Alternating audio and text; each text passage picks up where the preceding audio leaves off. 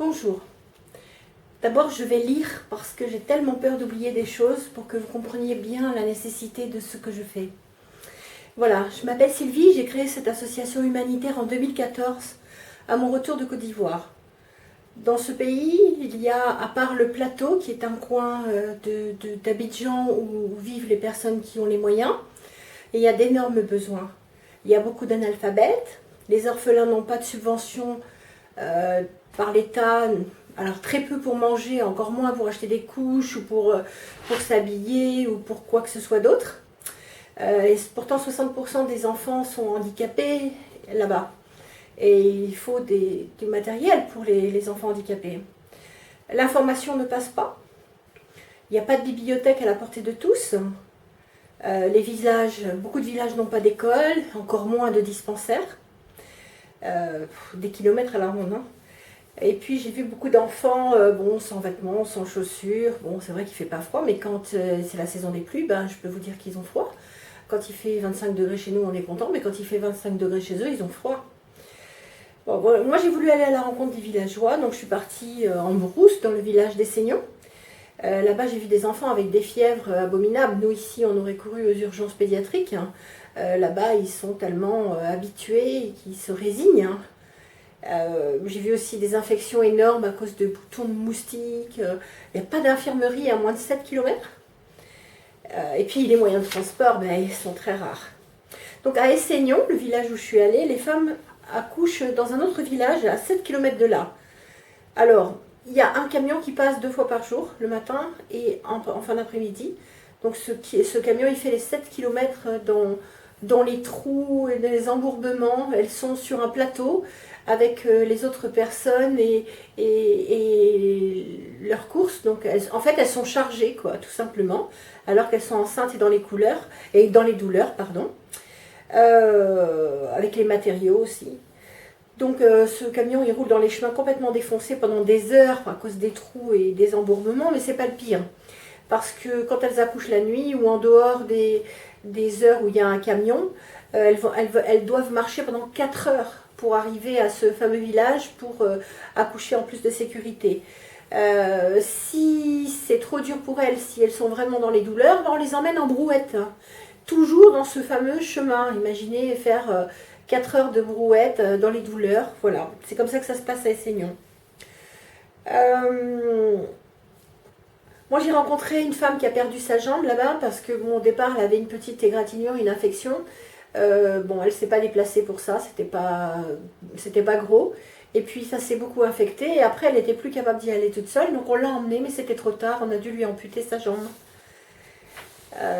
Dans les villages de brousse, le moindre bouton de moustique, ça devient, quand vous le grattez avec les mains transpirantes, ça devient un énorme bouton infecté. J'en ai fait, j'en ai eu, et franchement, c'était vraiment pas terrible, quoi.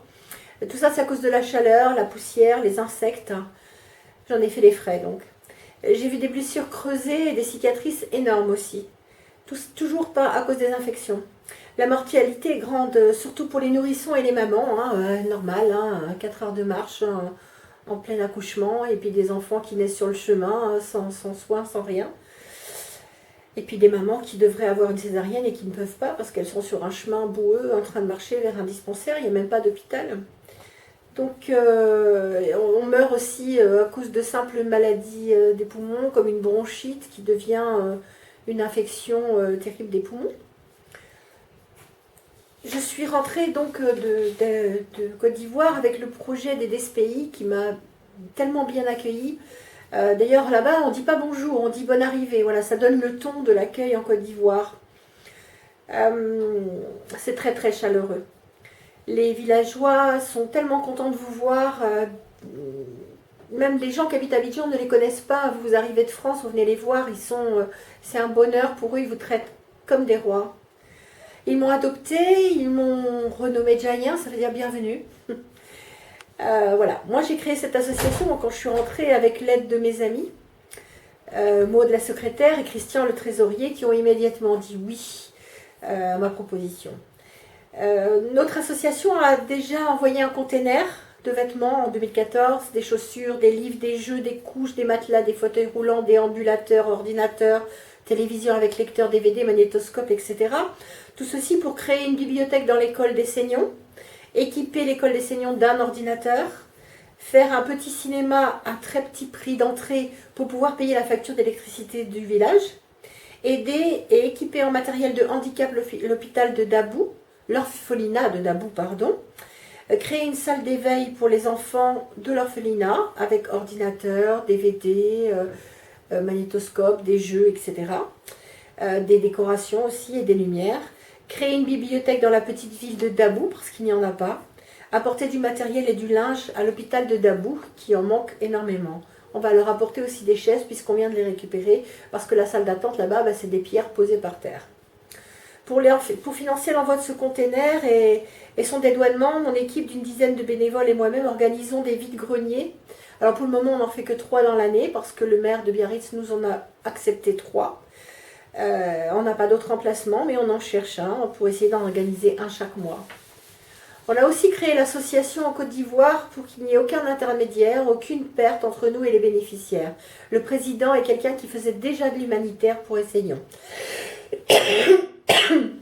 Tout ce qui est récupéré en France part en totalité en Côte d'Ivoire. J'y vais environ une fois par an pour superviser nos actions et je paye moi-même mon voyage. L'association est entièrement dédiée à leur aide. Ils emmènent ce qu'ils veulent. Alors, l'association MEM Côte d'Ivoire a organisé des voyages dans les villages avec des étudiants de la ville. En fait, ils emmènent des étudiants de la ville pour leur montrer qu'il y a des enfants qui vivent autrement qu'eux et qui n'ont rien. Alors on leur dit d'emmener les jouets, les cahiers, les vêtements, les chaussures qu'ils ne mettent plus et de les emmener avec eux au village. Ils vont passer là-bas une semaine, 10 jours. Et quand ils reviennent, ils sont complètement changés et ils peuvent parler autour d'eux du fait de eux-mêmes faire une action solidaire dans leur pays. Ils n'ont pas besoin de l'Occident. Ils peuvent le faire déjà eux-mêmes. Et ça, je pense que c'est une super idée qu'on doit au président de MEM Côte d'Ivoire parce que vraiment, il fallait y penser et ces gens-là ne savent pas qu'ils peuvent aider les autres. Et c'est vrai que quand un pays commence à l'entraide comme ça devient génial. Ça va aller beaucoup mieux après par la suite. Pour 2016, nous envoyons là, fin janvier, un container contenant des tables de radiologie donné par un grand cabinet de notre région. Nous avons aussi sollicité des artistes ivoiriens très connus en France pour nous offrir des concerts ou spectacles bénévolement ou en partie. On verra ce que ça donnera, j'ai l'espoir. Bien sûr qui ne tente rien n'a rien, n'est-ce pas? Nous avons aussi des projets de soirées, repas, spectacles, de concerts solidaires et autres actions pour augmenter les bénéfices de l'association, car nous voulons construire un dispensaire à Essayons pour que les villageois et les habitants des campements autour puissent vivre avec plus de sécurité. Nous avons commencé à faire livrer du ciment et du sable au village pour que les habitants fassent des briques dans les moules. Ce que nous ne savions pas avant de commencer à faire livrer du ciment, c'est que l'État, même s'il ne donne aucune subvention, exige qu'on suive un plan, qu'on doit acheter d'ailleurs, et il faut suivre ce plan. Et ensuite, quand le dispensaire sera fait, il mutera des fonctionnaires, un infirmier entre autres, et puis voir une sage-femme par la suite si on arrive à faire une maternité aussi. Sinon, elles accoucheront dans le dispensaire. Le dispensaire devra dépasser et de loin les dimensions que nous, on avait décidé de faire. On voulait faire comme une petite infirmerie où il y aurait un endroit pour que les femmes puissent accoucher. Voilà, mais il va être 4 fois plus grand. Et puis les fondations devront être très profondes et faites en une seule fois pour ne pas fragiliser, parce que en Côte d'Ivoire, il y a la saison des eaux qui est très longue. Et il faut régulièrement renflouer sous les écoles, devant les maisons, les routes, etc. parce que ça fait des trous énormes. Donc si on n'a pas des grosses fondations, le dispensaire risque de s'écrouler au bout d'un moment.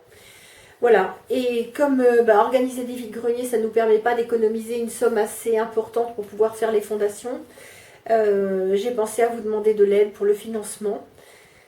Des sommes nécessaires pour faire les fondations de ce dispensaire. Les villageois ont défriché le terrain, ils ont déraciné les souches, brûlé les herbes, arraché. Dans les prochaines semaines, ils vont délimiter le terrain et creuser pour accueillir les fondations. Et si nous ne faisons pas ces mêmes fondations très rapidement, la nature va reprendre ses droits et le projet du dispensaire va être remis à dans quelques années parce que nous n'avons pas les moyens de faire ces fondations. Pour la suite des travaux, nous continuerons à faire livrer du ciment et du sable et les salles de soins seront construites petit à petit par les villageois, mois après mois, sans problème. Ils ont construit aussi leur école comme ça. Avec les bénéfices de nos actions, nous faisons livrer ce qu'il faut. Le seul problème que nous rencontrons étant le financement trop important des fondations. Voilà les petites vidéos qui ont été filmées à Esseignon le mois dernier, quand nous avons donné le top départ de l'aide à la construction du dispensaire, avant même d'avoir les plans, avant de savoir que c'était une obligation. Il s'appellera un centre de santé communautaire rural. Alors nous avons livré les premiers jets de ciment et de sable, ils ont commencé à faire des briques. On a fait établir la pancarte et les villageois se sont mis au travail, avec plaisir en plus. Bon, en visionnant ce petit montage vidéo, vous comprendrez la nécessité de notre et de votre aide, vos actions, nos actions. Tous les membres de l'association Maison des étudiants du monde, MEM Biarritz France et Abidjan Côte d'Ivoire vous remercient de l'aide que vous nous apporterez pour leur offrir ce lieu de santé. Et nous vous proposons en échange de certaines sommes de dons, des séjours gratuits, un suivi des travaux et de toutes nos actions. Les premiers échanges se feront à partir de 5 €. Notre site web est en construction, ça va prendre du temps, car nous le faisons nous-mêmes et que nous avons beaucoup de travail. Mais nous vous ferons part de son URL dès qu'il sera fait. Voilà, je vous remercie beaucoup.